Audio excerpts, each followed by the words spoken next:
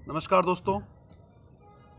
Lockdown के इस period के अंतर्गत स्कूलें खुलना संभव नहीं है, इसलिए हमने आपको ऑनलाइन कुछ अपने जो नोट्स हैं उन नोट्स को एक्सप्लेन करने के लिए कुछ वीडियो बना रहा हूँ।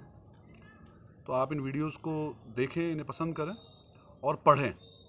हमारा मूल काम पढ़ने का है, तो हमें इनको केवल लाइक शेयर्स नहीं करना है, हमें पढ़ना है इस टॉपिक को। ठीक है, पार्ट नंबर 14 में शुरू कर रहा हूँ।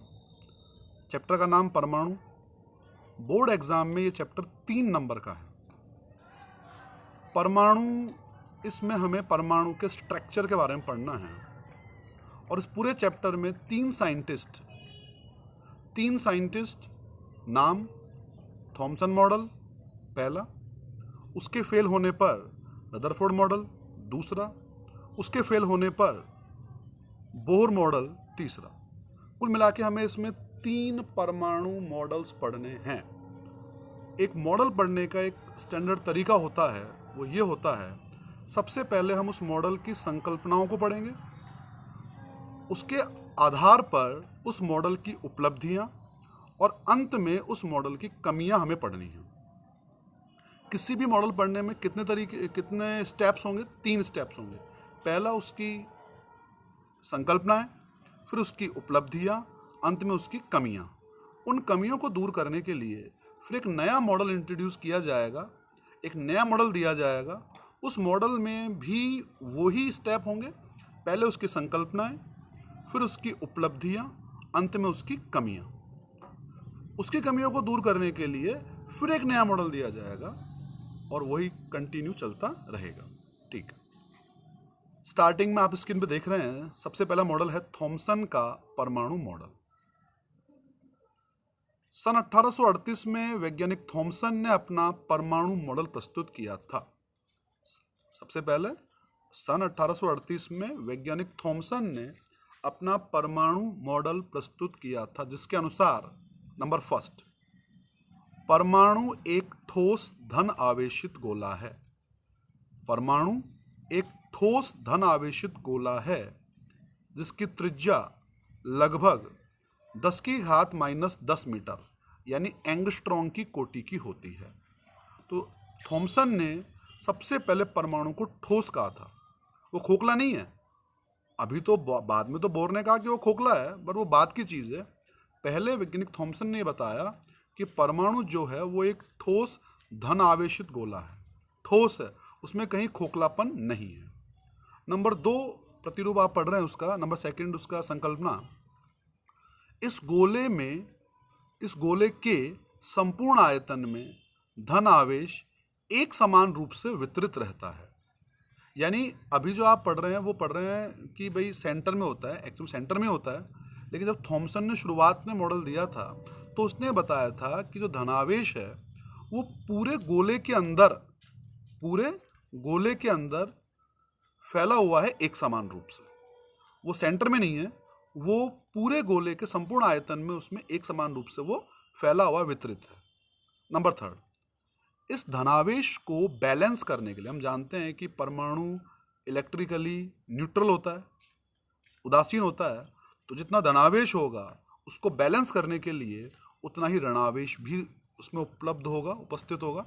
थर्ड पॉइंट लिखा हुआ है इसमें कि इस धनावेश को संतुलित करने के लिए समान मात्रा में ऋणावेश मीन्स इलेक्ट्रॉन्स परमाणु में अंतः स्थापित, मतलब उसमें अंदर इंजेक्टेड हैं वो। ठीक, नंबर 4 लिखा हुआ है इसमें, इसे ठीक उसी प्रकार से समझा जा सकता है जैसे बूंदी के लड्डू में काली मिर्च के दाने, ये आपने पढ़ा हुआ होगा पहले, या तरबूज में धसे हुए बीज। समझिए, लड्डू जो है हमारा, बूंदी का लड्डू, उस लड्डू के जो दाने हैं वो धनावेश के समान व्यवहार करेंगे और उसमें जो इलायची या काली मिर्च के जो दाने हैं वो बिहेव करेंगे इलेक्ट्रॉन्स के समान। ठीक उसी प्रकार से एक तरबूज जो है, उस तरबूज के अंदर जो लाल मटेरियल है वो धनावेशित कण के समान व्यवहार करेगा और जो उसमें फंसे हुए बीज हैं वो उसके अंतर्गत ऋणावेश के समान व्यवहार करेंगे। ये इसके अजम्पशंस थे, ये इसने माना था। अब इनको मान करके वैज्ञानिक थॉमसन ने क्या क्या उपलब्धियां दी, अब हमें ये पढ़ना है। पहला स्टेप पूरा हो चुका है हमारा। पहला स्टेप है थॉमसन का मॉडल की संकल्पनाएं, जो हमने पूरी पढ़ ली। उसने कहा कि परमाणु एक धनावेशित गोला है, इसकी रेडियस है, ये पूरा गोला ठोस है, धनावेश सेंटर में नहीं है, पूरा फैला हुआ है उसके अंदर। इसी प्रकार से उस धनावेश को बैलेंस करने के लिए ऋणावेश भी उसमें मौजूद है। और उसने उस अपने जो परमाणु है उसके इक्वलेंट जो है, उसने कहा कि तरबूज में फंसे हुए बीज, तो ये मॉडल है मेरा एक तरीके से। तो उनके देश में, जैसे हमारे यहाँ लड्डू चलता है, तो उनके देश में एक मिठाई चलती है, इसका नाम होता है प्लम पुडिंग। नाम क्या है मिठाई का? Plum pudding. जो मिठाई अपने लड्डू के इक्वलेंट ही माने जाते हैं। तो आप देख रहे हैं डायग्राम के अंदर, कि डायग्राम के अंदर आपने देखा है कि देखिए ये पूरा तो गोला हो गया, और इस गोले में धन आवेशित कण हैं, वो बारीक जो डॉट्स हैं धन आवेशित कण है, और जो लाल रंग के डॉट्स बना रखे हैं इसने, वो क्या है? ऋणावेश है। तो ये लड्डू की तरह हो गया एक तरीके से, कि लड्डू के अंदर जैसे लड्डू जो है उसमें दाने जो हैं वो तो हो गए धनावेशित कण, और जो आपके इलायची या काली मिर्च जो आप डाल रहे हो वो हो गए ऋणावेशित कण, और जो पूरा कंप्लीट जो है वो उसके देश में, उसे हम कहते हैं प्लम पुडिंग। और वो जो प्लम पुडिंग है वो मिठाई का नाम है वहाँ पे, और उसके आधार पे उसने कहा ये जो मेरा मॉडल है, this is called plum pudding model. क्या कहलाएगा ये? Plum pudding model. अब इस मॉडल के आधार पर हम लोग अब इसकी उपलब्धियां पढ़ना चाहते हैं। किस मॉडल के आधार पे उसने क्या क्या उपलब्धियां प्रस्तुत की। सबसे पहले इस मॉडल के आधार पे परमाणु के स्थायित्व को उसने समझाया था। अब कैसे एक्सप्लेन किया ये हमारे कोर्स में नहीं है। सब हमारे कोर्स में ये है कि इस मॉडल की उपलब्धियां क्या है, थॉमसन मॉडल की उपलब्धि क्या है। तो पहली उपलब्धि क्या है इसकी? परमाणु के स्थायित्व को इसने समझाया। नंबर 2, इस मॉडल के आधार पर इस मॉडल के द्वारा गैसों के आयनीकरण, जो आपने पढ़ा हो केमिस्ट्री के अंदर भी, गैस जो है वो आयनाइज होती है, वो टक्कर से या किसी और प्रकार से वो आयनाइज होती है। या फिर तापायनिक उत्सर्जन, ताप के द्वारा भी आयनों का उत्सर्जन होता है। तो इसे भी उसने एक्सप्लेन कर दिया। तो ये इसकी कुछ उपलब्धियां रही, किसकी? थॉमसन मॉडल की। वापस बोलता हूं मैं एक बार। सबसे पहले उसने परमाणु के स्थायित्व को समझाया, उसके बाद गैसों के आयनाइजेशन और तापायनिक उत्सर्जन, ताप के द्वारा आयनों का उत्सर्जन, समझ लीजिए उसको एक बार। तापायनिक उत्सर्जन क्या हुआ? ताप के द्वारा आयनों का उत्सर्जन। अगर हम धातु को गर्म करेंगे या गैस को भी गर्म करेंगे तो ताप वृद्धि करने पर वो आयनाइज जो होती है उसे हम तापायनिक उत्सर्जन कहते हैं। आपके स्तर का नहीं है ये, तो आपको सिर्फ याद करना है कि इसकी उपलब्धि क्या क्या है। ये हमारे पास इसकी उपलब्धियां हो गई। अब बताइए 2 स्टेप पूरे हो गए हमारे। पहला हमने पढ़ लिया उसका मॉडल, नंबर 2 हमने उसकी पढ़ ली उपलब्धियां। अब नंबर 3 जो आता है उसकी कमियां। किस मॉडल की क्या कमियां रही, किन कारणों से ये मॉडल रिजेक्ट हुआ, ये हमको अब एक्सप्लेन करना होगा।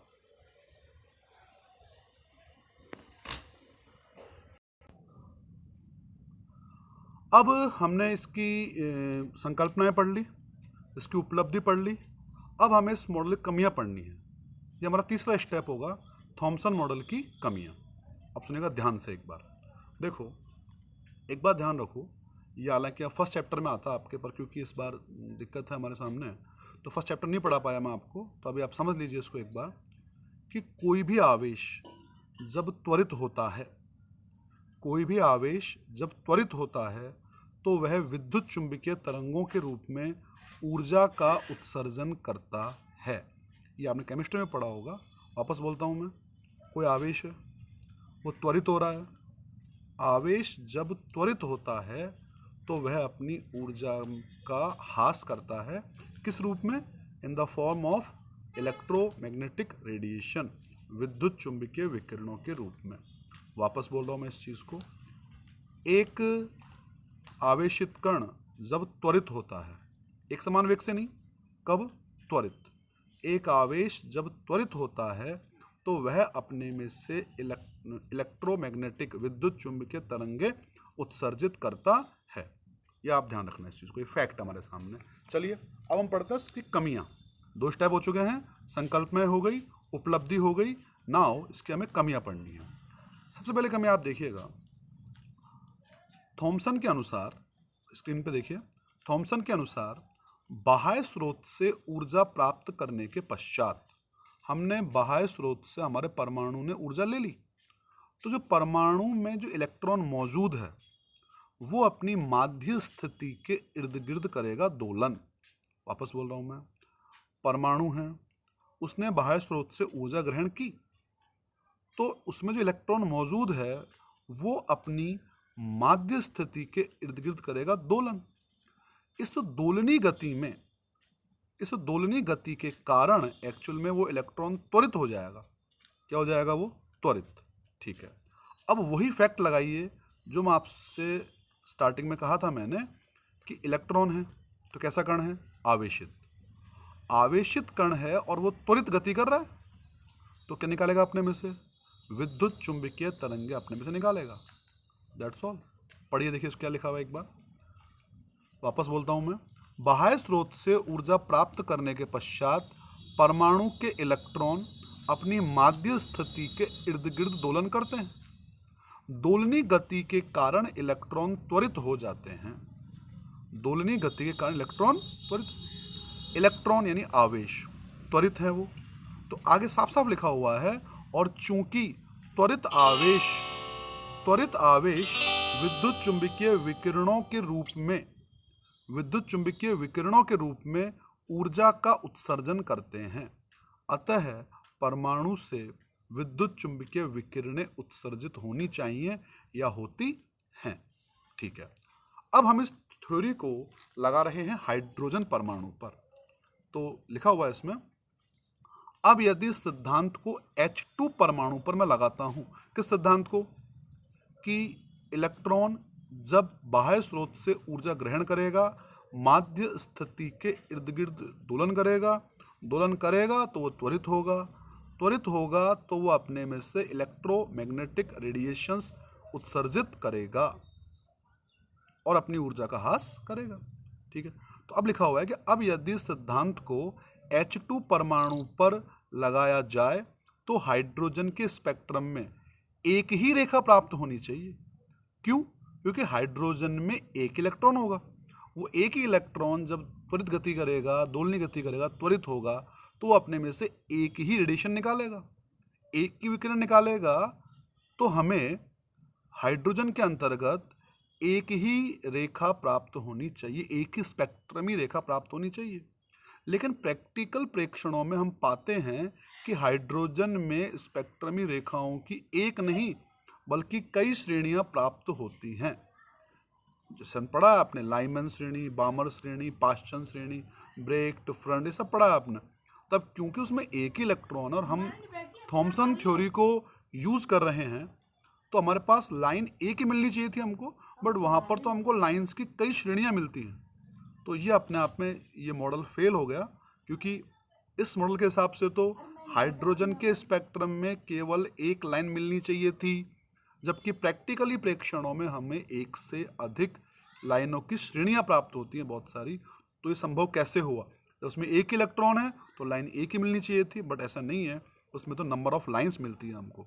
नंबर सेकेंड, उसी समय वैज्ञानिक रदरफोर्ड ने अपना एक महान प्रयोग किया था, जिसे हम कहते हैं रदरफोर्ड का एल्फा कण प्रकीर्णन प्रयोग। क्या नाम है उसका? रदरफोर्ड का एल्फा कण प्रकीर्णन प्रयोग। इसकी जो प्रेक्षण्स थे, जो इसके ऑब्जर्वेशंस थे, वो उसकी व्याख्या नहीं कर पाया। कौन? Thompson model. तो कमी हो गई इसकी। ठीक है, ये हमारे थॉमसन मॉडल इतना ही कोर्स में है। वापस उपलब्धि हो गई हमारी, संकल्पना हो गई पहले, फिर उपलब्धि हो गई, और अब ये कमी हो गई। अब इन कमियों को दूर करने के लिए नया मॉडल आया है हमारे सामने, एल्फा कण प्रकीर्णन प्रयोग तथा रदरफोर्ड का परमाणु मॉडल। वापस एल्फा कण प्रकीर्णन प्रयोग और रदरफोर्ड का परमाणु मॉडल। पर ये क्यों आया है? क्योंकि थॉमसन मॉडल में कमियां रह गई, तो उनको दूर करने के लिए ये मॉडल आया है, इसके लिए मैं आपको कल नया वीडियो भेजूँगा। Thank you.